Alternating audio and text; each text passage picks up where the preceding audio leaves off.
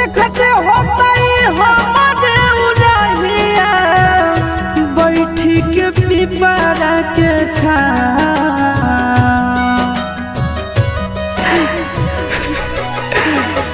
देखते होता